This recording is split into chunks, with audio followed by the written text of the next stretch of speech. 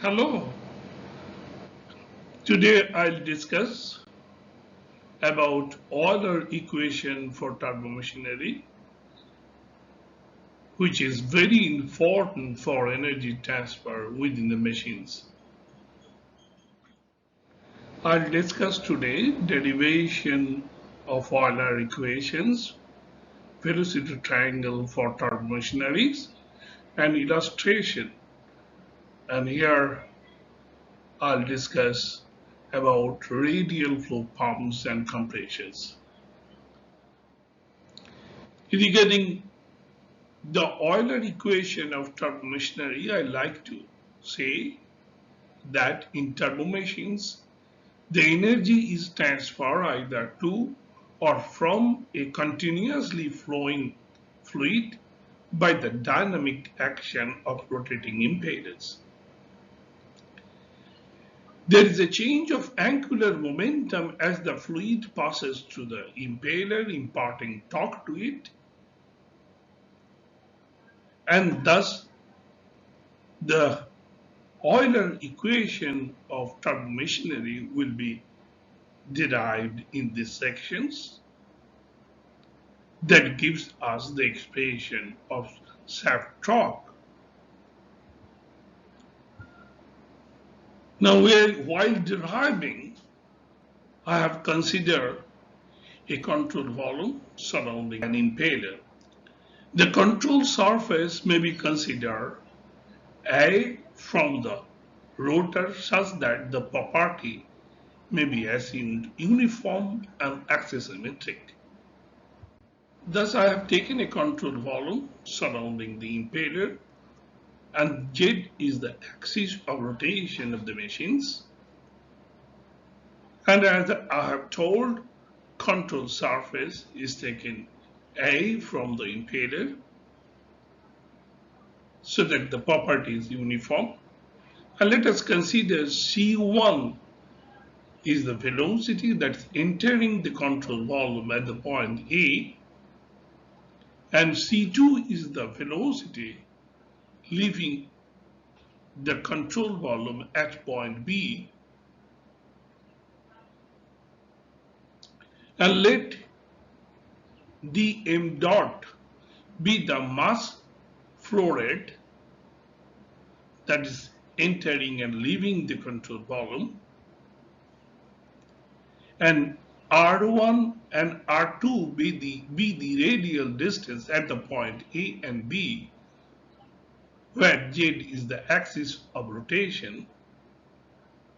Furthermore, IJK be the unit vector in the direction of R theta Z, where R is the radial direction, theta is the circumferential direction, and Z is the axial direction along the axis of the rotation.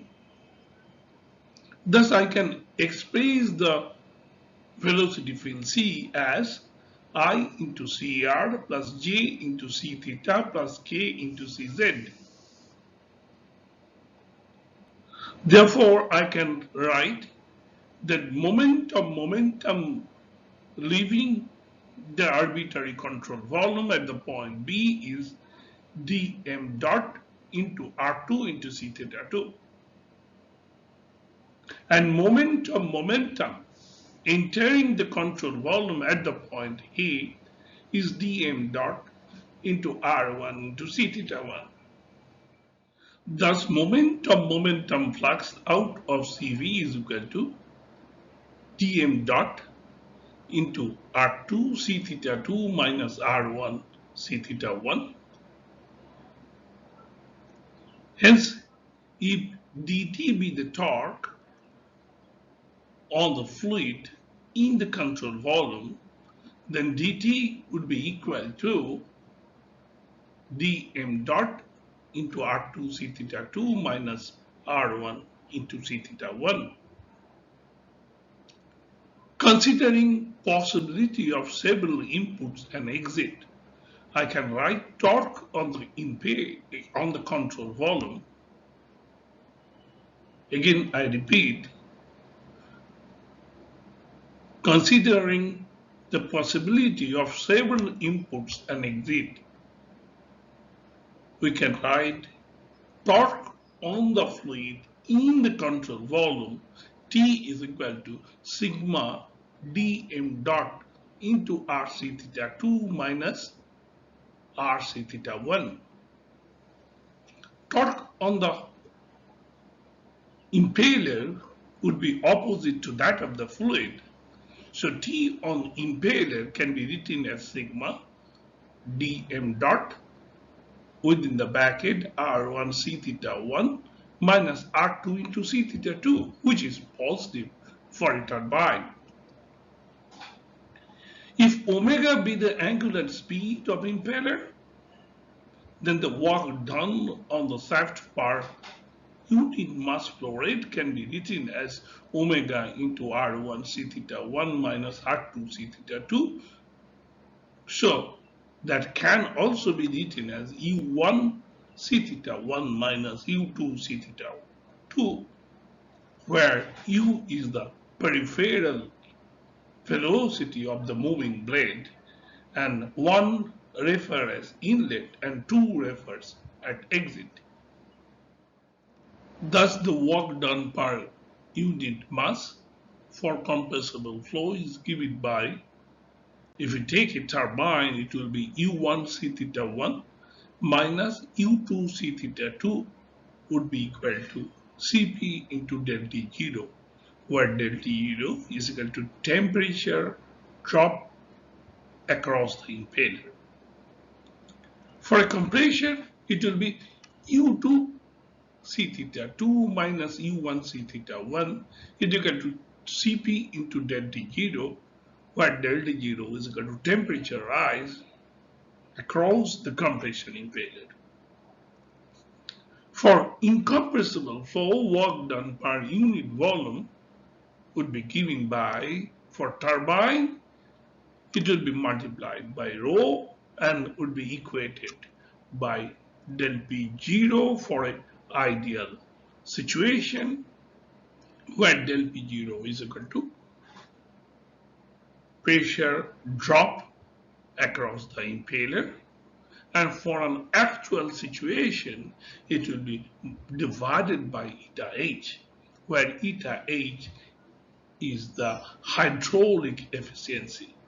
So for actual case, in considering a turbine, it will be rho into U1 c theta 1 minus U2 c theta 2 divided by eta h equal to del P0, where del P0 is the pressure drop.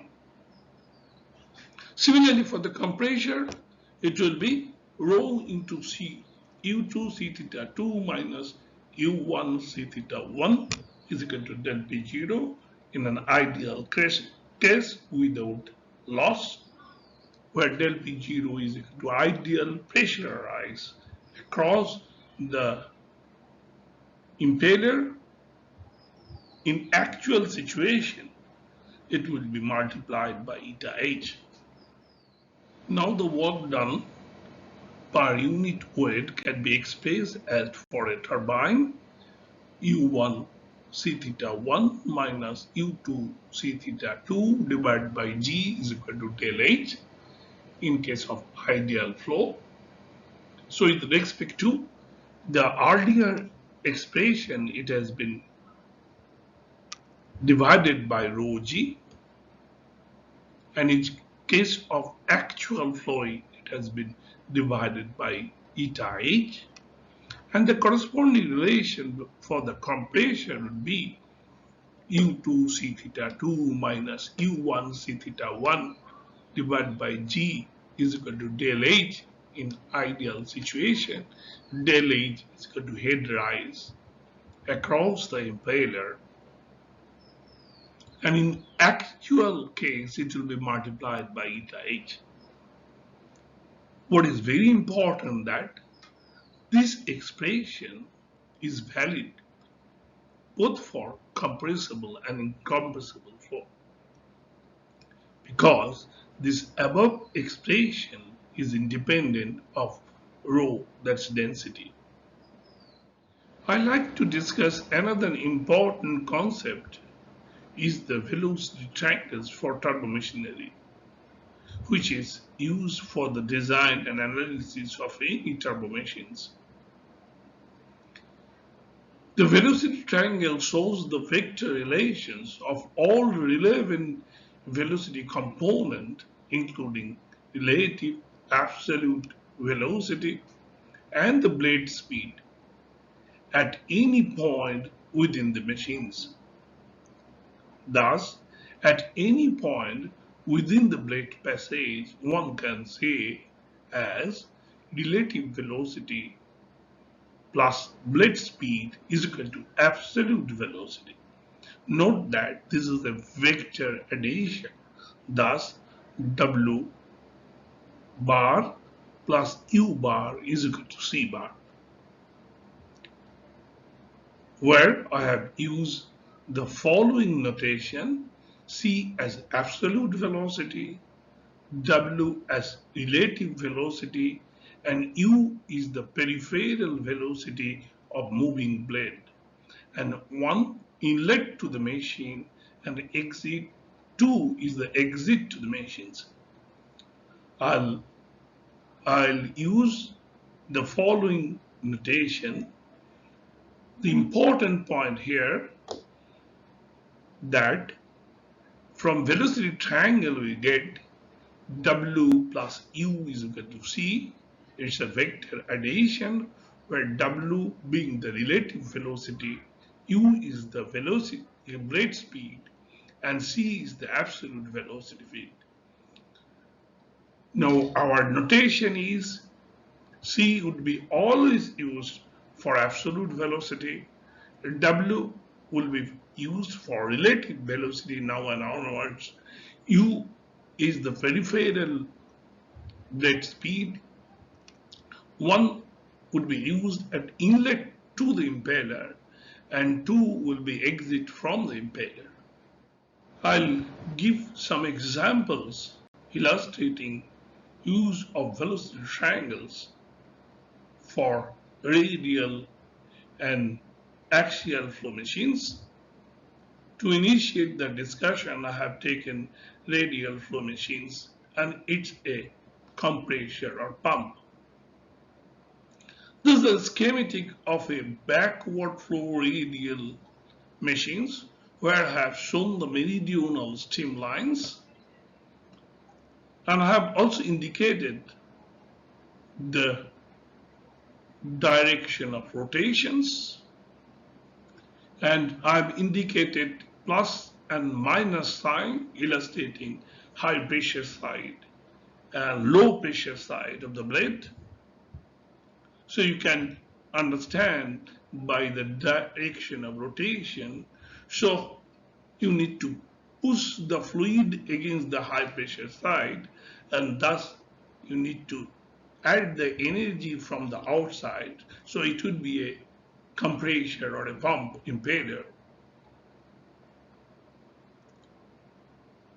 Now B2 is the width of the impeller, and D2 is the outer diameter, D1 would be the inner diameter, right?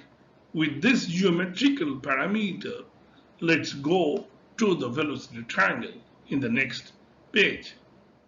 Now I have illustrated here the velocity triangle of backwardly curved Vane impeller, which is either compressor or a pump impeller. Here I have considered that inlet swirl is 0, so there is no inlet swirl. C theta 1 is equal to 0. So if we consider the inlet velocity triangle, it will be U1 plus W1 is equal to CR1. CR1 would be equal to C1. That's equal to Cm1, which is the meridional velocity connected to the flow through the machine's volume flow rate or mass flow rate to the machine, whatever you say. Now further, exit velocity triangle would be W2 plus U2 is equal to C2. Look, W1 and W2, which is the relative velocity, follow the blade curvature. And not again, I am following the rule that W2 plus vectorically if you add U2, then you will get C2. So first I'll have to draw the inlet and exit velocity triangle to analyze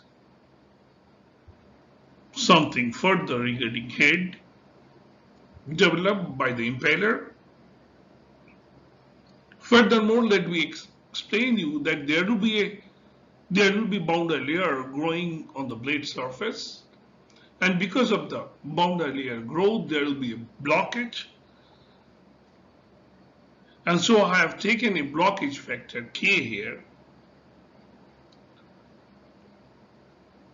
Furthermore, since it's a compressor or a pump, flow has to decelerate, so W2, the relative exit velocity, will be less than W1, and thereby P2 will be greater than P1. Furthermore, CR2 will be Q divided by K2 pi R2 into B2.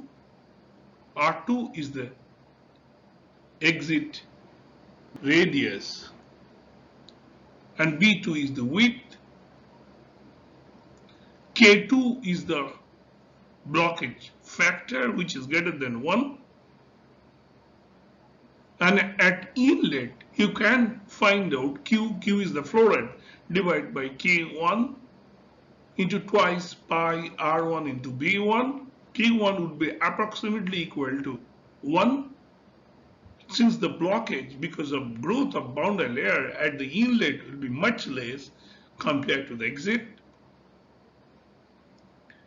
Furthermore, the head developed would be H U2 C theta 2 minus U1 C theta 1 divided by G.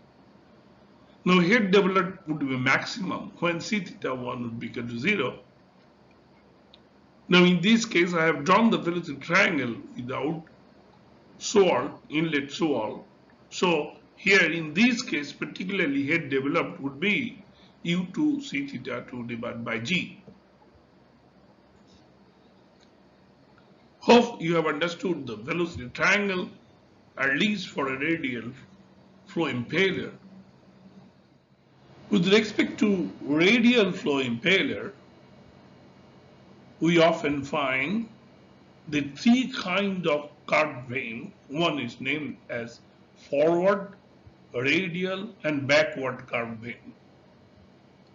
Now this name is given with respect to the rotation. Suppose, look, in all these three cases, rotation, direction of the rotation remains the same. So with respect to the rotation, the curvature is backwardly moved. So it is named as backward curved vane. This is radial. And this is with respect to the direction of rotation is forwardly curved. So it is known as forward curved vane. So please again I like to tell this backward, radial and forward curved vane is named with respect to the direction of rotation. Now again look here. Consider the three impeller having the same outer diameter and they are rotating at the same speed. And otherwise, other parameters are the same. So what I like to tell, value of the exit relative velocity is same in all the cases. And U2 is same being it is rotated with the same omega and having the same diameter. Now if we draw the velocity triangle, we'll immediately appreciate the c theta 2, what is the swirl at exit. The value of swirl and exit would increase as you move from backward curve to forward curve vane. Please appreciate the velocity triangle, that it is always u2 plus w2 plus u2 is equal to c2, and projection of c2 in the tangential direction will give you again I am telling, projection of c2 in the tangential direction will give you c theta 2. Similarly, projection of w2 in the tangential direction will give you w theta 2. So what are the characteristics of this? Immediately from the velocity triangle, I can appreciate that work capacity increases with c theta 2, and thus its maximum for forwardly curved vane and minimum for backwardly curved vane. Further, please note that forward curved vane has a steep operational characteristics, higher noise level, and lower efficiency, so it is usually not used. However, forward curved impellers have a self-cleaning property which are often used in foundry. On the contrary, the backward curved vane have higher efficiency, lower noise level, and hence it is usually recommended.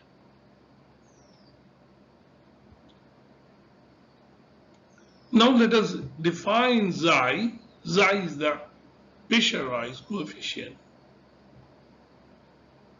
Xi as del P0 by rho U2 square. So xi is the non-dimensional pressurized coefficient, and similarly phi is the flow coefficient. It's written as CR2 by U2 here.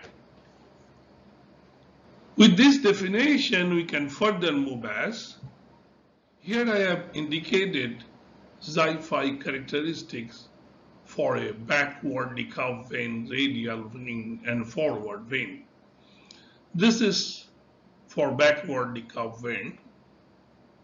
Here you can see xi decreases with respect to phi, whereas for a radial vane, xi remains invariant, and for a forward curved vane, xi increases with phi. So if we consider power, for these two cases, power increases with phi. However, for backwardly curved vane, power does not go beyond a certain limit. So this is very important characteristics for a backward curved vane. Now I'll take you a complete different directions, that's effect of compressibility for a radial impeller. If we consider a compressor and a radial flow machine, and if we consider the flow is compressible, then we always try to avoid formation of shock within the blade passage. Why? Because shock formation involves additional losses. Furthermore, please note that the sonic velocity is proportional to root over T, and at inlet, temperature is lower than the exit. Thus, the sonic speed at inlet is less than the exit for a compressor. Thus, I have written in the next slide as by controlling Mach number at inlet, we can assure that shock formation may not occur within the blade passage. And I like to tell you one thing, that inlet is more critical than exit. And we always try to limit that inlet Mach number does not go beyond the value of 0.8, so that there would not be a chance of strong shock formation within the blade passage. I have shown here a inlet velocity triangles with and without positive pre-wheel. That means I am telling you how I can control inlet Mach number for a compasses. Look, W1 is the velocity, relative velocity without a pre-wheel, and W1 again I have shown another triangle with pre-wheel. Hope you will appreciate that with pre-wheel W1 is less than the W1 without pre-wheel. So what we'll do? We'll make an arrangement with providing a guide mate or inlet blading curvatures so that there exists some free will at inlet which will reduce the inlet Mach number. However, one should know that work capacity would also decrease because of C theta 1. Thank you for listening.